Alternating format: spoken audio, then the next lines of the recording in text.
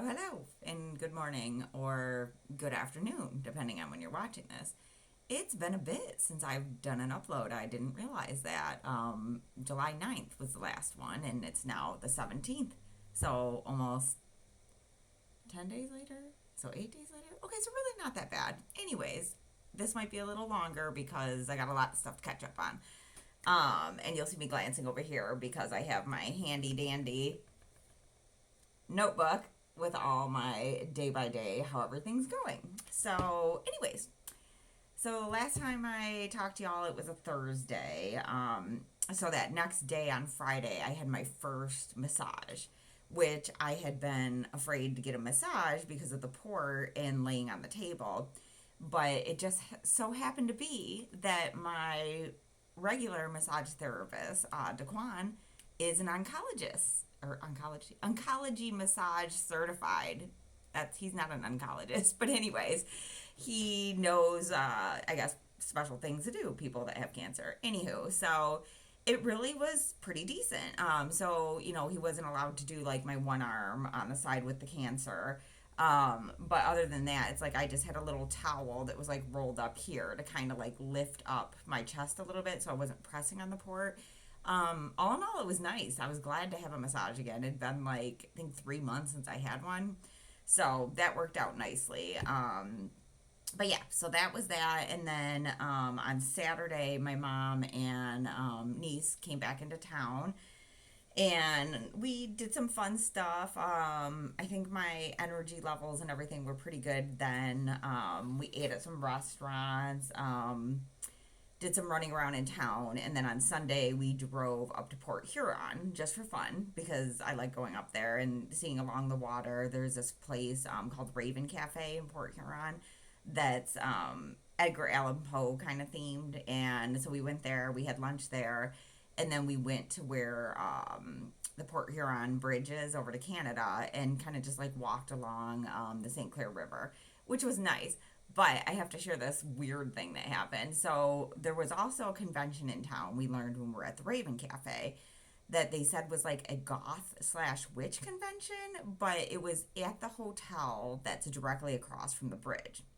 So we went on a walk, along the water, and we got down to like where the bridge was. The hotel's across the street, and my niece was catching special Pokemon over there. She got like 6 rare ones or something. I don't understand it all. I played Pokemon Go when it first came out, and then kind of got bored of it. So at one point, she was like sitting on a bench and like playing on her phone. And so I said to my mom, I was like, well, what are we doing now? Is she catching rare Pokemons? And my niece was like, no, I'm battling. And I remembered enough from when I used to do Pokemon that there's really nothing special with it. It's just like playing the game. So I had nothing on my head too, and it was sunny that day. So I'm like, I'm not just standing here so we can play video games. And so my mom was like, well, you can start walking back and we'll catch up to you. So I start walking back to the car, but I didn't take her keys. So either way, once I got back to the car, I still had to sit there in the sun. So chemo brain didn't really get that one. But the part of my story. So they get back and they're almost up to the car. And so it's like my mom's car, a car in the middle, and then there's this other car. So this car, as my mom and niece get to like the middle, a lady gets out and she's like, hi. And my mom looks at her and then hands me the keys and goes, get in the car. So I take the keys. My niece is already like opening the back door to get into the car. And I kind of pause because I'm curious about what this lady wants. So she's like, oh, I just want to say hi. And I go, hi. And my mom goes, well, it was just really weird the way you approached us. So then niece is in the car at this point, and the lady goes, I just like children. What? That is not something you say to people. So my mom was just kind of like, ah. So then I go and get in the car. So the car that was in the middle of us two, there was a lady that was getting out. So she like heard the whole thing. So my mom gets in the car, rolls down the window. The lady's like kind of looking at her like, so my mom goes, I thought she was going to put a hex on us. And the lady starts cracking up. And she goes, oh my God, I thought that same thing too. But pro tip, people, if you like children, that's fine. But that's not the way to be like, hi, I like children. Can I talk to them? What did she expect? That we were going to be like, all right, niece, hop in the car with her. She likes children. She might get some candy or puppies in there. I don't know. So, anyways, so that was pretty much it. And then on Monday, I had two doctor's appointments. So I took off the first half of the day. I had my follow up with my hoo-ha doctor, as I like to call her, to check on my vulva because I don't know, way back when I had a spot that showed up when I was in my first, I think, recovery from chemo, that real bad one. And she let me like prolong it 3 months because I was like, I'm not in the time right now to do a biopsy. And so she's like, well, come back 3 months, we'll check it. It's gone. So, woo, I don't have to do anything with that except for come back in 3 months for her to double check and make sure it's still gone. So, yay. And so then after that, we had the follow up with Dr. A, who is the surgeon. So my mom came with me to that. In the follow up, she said she couldn't even feel Sally anymore. So it was like, oh my God, Sally is a tiny little bee now. Awesome. She went from being a golf ball to you can't even feel her anymore. So we talked to her a little bit, asked some questions, and basically where it's at now is I have to make a decision between lumpectomy and mastectomy. So originally, when I met with Dr. A, I felt like she was pushing the lumpectomy. And now she's like, you get to make a decision. And I'm like, I was not prepared to make a decision. I don't think I'm qualified to make a decision. And just like, I thought the decision was already made. So I'm like, so anyway, asked her some questions. I did ask her like if there was any sort of like percentage between the lumpectomy and the mastectomy with cancer coming back. She said she does not talk percentages or anything like that, which I know some doctors will not do that. So I was just kind of like, well, that's not helpful to me. So she did, like, when we were first talking, it sounded like lumpectomy was like what she thought.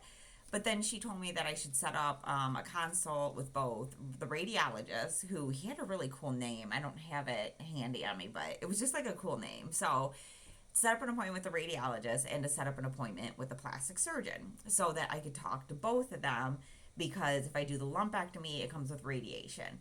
And I want to know more about what's radiation going to be like. And then if I do the mastectomy, I need a plastic surgeon. But there's a third thing, which I don't think I need a plastic surgeon for, where if I get a mastectomy and just do not get boobs, which I am totally fine with being flat chested, I don't think I need the plastic surgeon. I think I just need my surgeon. But if I did that, I want both boobs gone. And I don't know, like, insurance is going to pay for the one because it's got cancer. But the other one, that's always got tons of cysts that pop up and disappear. So that's kind of why I, like, want to get rid of that one. If I'm going to get rid of one, I get rid of the other one. I don't want the chance that it comes back in this guy. Plus, I don't want to have, like, if I got rid of just one, I would do the implant, which I don't want. And then I'm going to have one perky guy and one guy that's like, bloop. I mean, granted, I'm only going to know this when I'm looking at myself without a bra, which how often do you do that? But it could be bothersome. So, yeah, so that's the beginning of Emily has to make a decision, and she hates making decisions. So we left there. It wasn't anything crazy. We came back to the house. My aunt had come into town to watch my niece while we had gone to that appointment. So we went and got lunch at, my favorite, Nick's Country Oven. But the thing that was like funny there is they had a homemade chicken pot pie. And I was so excited because I've been wanting to try chicken pot pies. And I love gravy. So I order that. And they bring it to the table. Beautiful, beautiful, homemade everything. And then I cut into it. There's no gravy. It's literally just potatoes, chicken, peas, and carrots with minor amount of the peas and the carrots. It's mainly potatoes. And so I'm like, I don't like potatoes. So I literally just picked out some peas and some carrots, I think maybe a piece of the chicken, and barely ate it. So then it was like the one of the waitresses there, that's I think probably like a manager type waitress, she like picked up the food and took it. And then the waitress that took our order came back to the table and she was like, you didn't like it? And I'm like, well, I'm like, it's not a pot pie. I'm like, this is like a shepherd's pie. I'm like, there's no gravy. I'm like, it's just potatoes. And I'm like, I don't like potatoes. But that's all I said. Because I was like, whatever, my mistake. Now I know for the future. $17 was how much it cost. Now, had it had gravy, totally worth the $17. Or had I wanted a chicken shepherd's pie, totally worth the $17 with how big it was and homemade and everything. But luckily, when we went to the counter, the waitress that took the food was ringing us out. She discounted my meal 50%, which I thought was nice because I wasn't even asking for that. I just wasn't going to eat it. And I didn't want to take it home because I was like, ugh, no. So at least now I know pot pie is not a pot pie at this place. It's a shepherd's pie. And it was funny because I went back there the next day. Mr. Ted's granddaughter was in town, who I know and have gone on some like off-roading trips. She's come with us. So I met them up at Nick's Country Oven again, and chicken pot pie was on the menu. And I was like, forewarning, guys. I was like, it's a shepherd's pie, so if you're going to think of ordering it, you better like potatoes. But that day I just had a hamburger there, and it was fine. But so that was pretty much it. Let me see. I'm looking to see if there's anything crazy I'm missing. Oh, we have a crazy things just going on in Michigan right now. We have crazy high heats that were like feels like 107. We have wildfire smoke from Canada, where yesterday Michigan had the worst air quality in the world. Like 300 is like the top for like the worst quality, and we were 600 I think yesterday, and today we're down to 4 something. But it's still like you're not supposed to go outside very long or anything like that. So I'm like, well, this is fun. I was like, not only is it stinking hot out, we can't go outside because of the air quality. It's just, yeah, there's, oh, and then we have the diarrhea lettuce. So, everybody knows what's going on with that right now. So Michigan is just like, I don't know. So, but luckily, I don't eat vegetables anyways. So I was like, awesome. And I'm like, lettuce wouldn't work well with me. I mean, I do get salads way before I started chemo, but like once I started, I was like, that's gonna mess up my stomach. So I haven't had any lettuce. So, and Taco Bell started tasting horrible to me way at the beginning. So I avoided getting the like 2 weeks ago lettuce from Taco Bell. I did eat there the other day though, because I wanted to test out my taste buds were coming back and wanted to see like, can I taste the Taco Bell meat?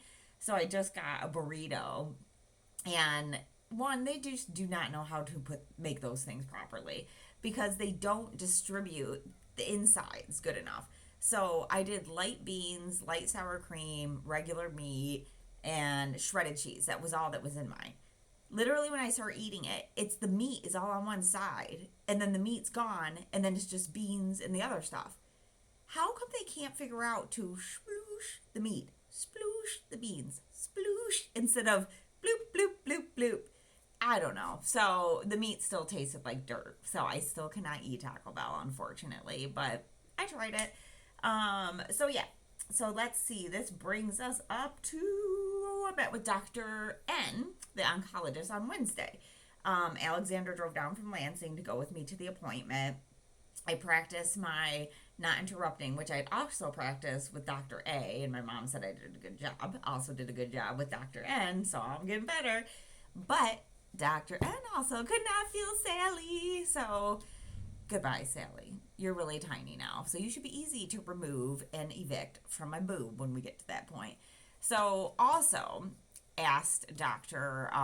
N about what she thought about my 2 options, but I phrased it to her like, what would you tell me to consider as I'm making this decision? So she gave me percentages without me asking for percentages, which I don't know why I can't go into these percentages before, because this was so helpful.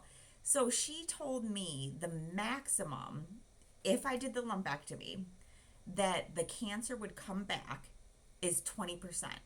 And she said it grows 1% over a year. Like, so it starts out with like, I'm cancer free.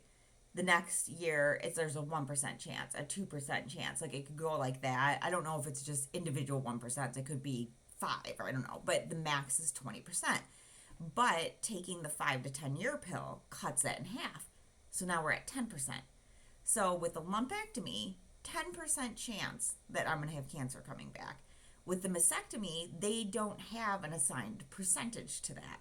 But it has been said to, like, multiple times I've heard this, that there's more cases with data that show the lumpectomy plus radiation is more successful than the mastectomy.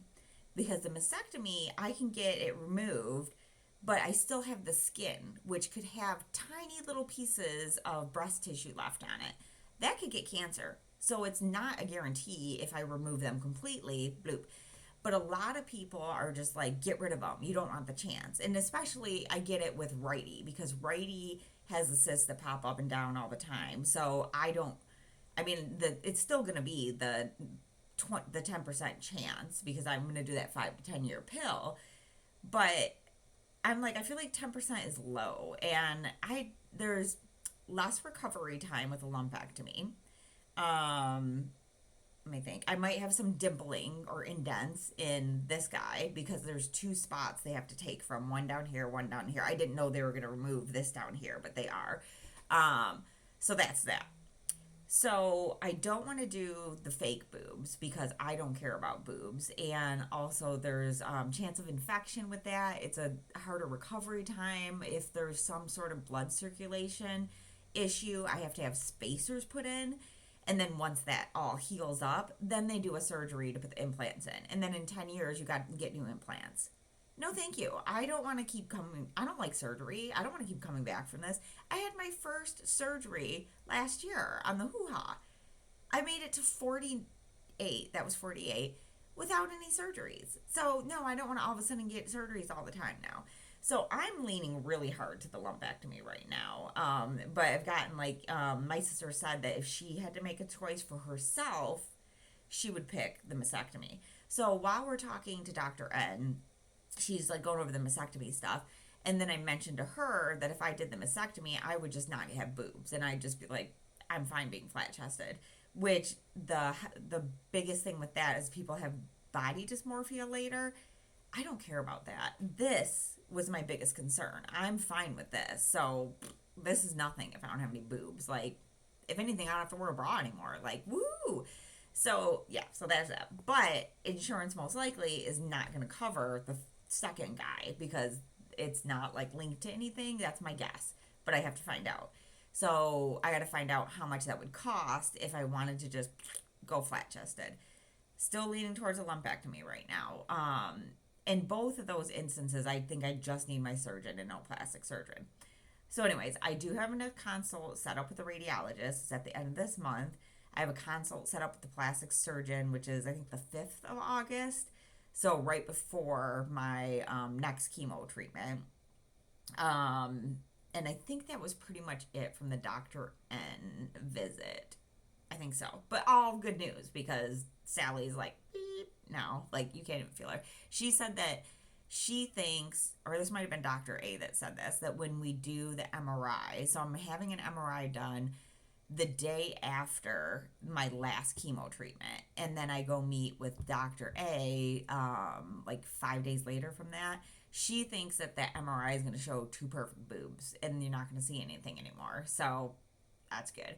So yeah, that was that. And then I had my 4th chemo treatment yesterday. So Taylor went with me from work, which was great. She bought me the markers that I had mentioned in another video. She bought those for me. And a coloring book. I'll show you my coloring book. So she got me this little coloring book, and I colored this while we were there, and then finished it when I got home. But I love these markers, and I love her for getting me that, because that was so great. And I basically colored the whole time. Like, she worked on her computer, did work, didn't have any meetings or anything, and I just colored. And then at the end, we played the Travel Guess Who for a little bit, because we had to do that. But it went by really quick. It was surprising. Like, even though it was the same amount of time as all the others, I just felt like it moved along, super quick. And then it was also funny. So when I asked about my schedule, I asked if I could get it through my remaining chemo, which is just basically the whole month of August. And the RN that I had, who I'd had last time with my sister, she was like, oh yeah, they could be able to do that. So I don't know who actually put my schedule in, but before she walked away, Taylor was like, is it possible that she can get like as first in the morning appointments as she can? And she's like, oh yeah, we can do that. So then when my schedule got brought back, number one, it was not the lady that I have a beef with there. So I was like, ooh, I was like, look at that. But she did come into my area and poke her head in there at one point, and she didn't do anything. She was clearly just looking, and I think she was looking to see if I was there, like legit. And even Taylor kind of agreed with me on that one because, like, when she popped in, I was like, "That's her. That's the lady that I have a beef with." So when my schedule came to me, oh, guess what? Every single appointment for my weekly checkups is at 9 a.m. now. I won. But I'm not seeing my specific PAs that I requested, but I could care less about that. It's really the time that was bothering me, is I didn't like how she kept scheduling me so late in the day when I had requested. Like, so that's clear she did that to be a B last time, because all those were at 11:40. Those are the latest appointments before lunchtime. Now I'm at 9 o'clock. And then my next chemo is at 9 o'clock, but then I don't have my last chemo on the schedule. And then oddly, the week after chemo, my meeting is with Dr. N, but it's on a Friday. And I never meet with her on a Friday. So I'm kind of wondering if they like miscalculated and thought I only had one more chemo. But I figure I'll just wait till next Wednesday to deal with that. I have to go in for my shot today at 9 o'clock in my arm. So I was going to originally ask, but then it's like, it don't matter. I'll just wait till Wednesday and mention it either to the PA that I meet with or when I check out. Like, is this normal? Because I'm totally fine if Dr. N can only meet on Friday that week. I just want to make sure they know, like, I have another chemo I need to get done. So that was that. We did chemo, and then we left. Oh, I did the cold socks and the cold hands this time. Finally remembered that. And had compression socks on that Alexander gave me to try to help with the restless leg thing and also my neuropathy. So I did manage to keep the feet and gloves on for 15 minutes, which is what was like recommended. Taylor had to help me put them on and take stuff off. So it was just so funny. Like, I don't know. It's just funny feeling babied. And then at the end, I had to have her help me take the compression socks off because at that point I was like, I'm done with these. But I only got antsy a little bit. So they did work. So that was nice. And then, yeah, so I have my shot. Oh, we went to Vincetta Garage to eat afterwards. I gave Taylor 3 options, which I think this is funny, of adventure slash fun kind of places to go since she's not used to, like, Michigan. So I said, as I'm giving you these 2, Taylor, I'm going to go it backwards in order from, like, the worst to the best. And I gave her Sign of the Beef Carver first because I was like, this one is all about the experience. I'm like, it's a cafeteria with old people, basically. So she looked that up and she was like, oh, I would go to this place. And the next one I gave her was Red Coat Tavern. And then she's looking it up and I would go, one thing you don't know is I'm like, it's all red lights inside. So you feel like you're in a submarine. And she's like, oh my gosh. And she liked the food choices. And then the last one I told her was Vincetta Garage. And she likes cars and stuff. So, of course, she picked that one. But she said she wants to go to all of them. And she said that I did it in perfect order, too, because Vincetta was, like, the best. So we went there, had hamburger. It was good. And then we left there. And then we came back to my house for a little bit.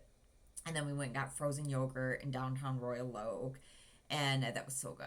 I love the frozen yogurt places where you put your toppings on it. But this one, they put the toppings on for you.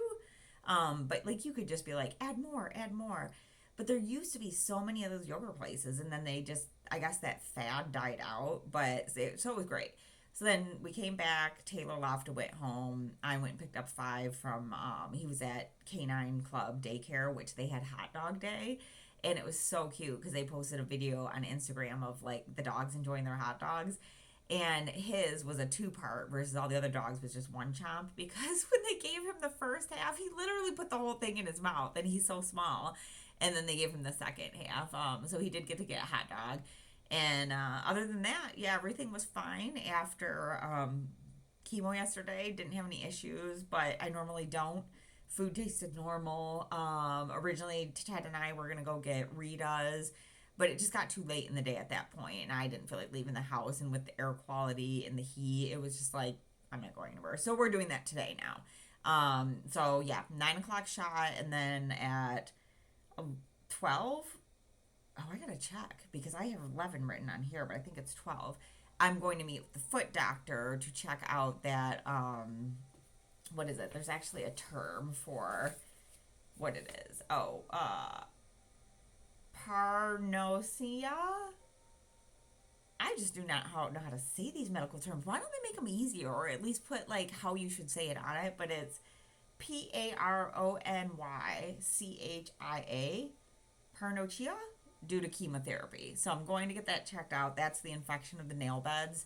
And yeah, so going to get that checked out today. Also, we'll talk to the foot doc about neuropathy and let him know that I'm taking the G drug, gabapentin. Probably not saying that right either, but yeah, so that's it. Yeah, planning on going to get Rita's with Ted, and going to the fancy Meyer to get the food that I'm going to need for the next few days of recovery. So we'll see. I'm hoping that it'll be like the normal where I just need Monday off and then I can slow roll back into work Tuesday. Already am missing a client meeting on next Wednesday that was supposed to be in person down in Detroit, but I was like, it's a big client meeting, and I was like, I'm just gonna be a spectacle there because it's all these people, and only like 3 people on the team know what I'm going through. And if I start feeling bad, and I'm gonna have to leave, and there's like a lunch, and they always pick Buddha crust, and I don't like that type of food, number one. And if I have no taste, I can't eat that food anyways. So, like, we'd go to lunch and I'd be literally drinking water, and then people would be like, oh, aren't you hungry? And then, like, oh, we could have picked somewhere else. So I was just like, no, I'm like, I'm not going to draw away from anything. Plus, I'm probably going to feel like bloop, but who knows? So, yeah, I feel like I talked really fast. I was trying to keep this under a half hour, which I've done. So, yay me. So yeah, so that's pretty much it. So hopefully from here on out, oh, I got to make a echogram appointment to check my heart to see how it's doing through all this stuff.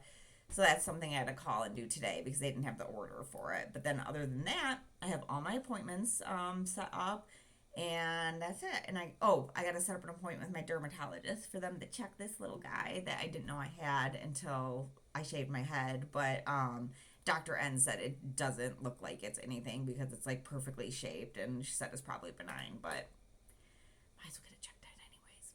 Even though chemo is killing everything in my body, apparently. Doing a great job. So yeah, I'm not dead yet. All right. See you later, alligators.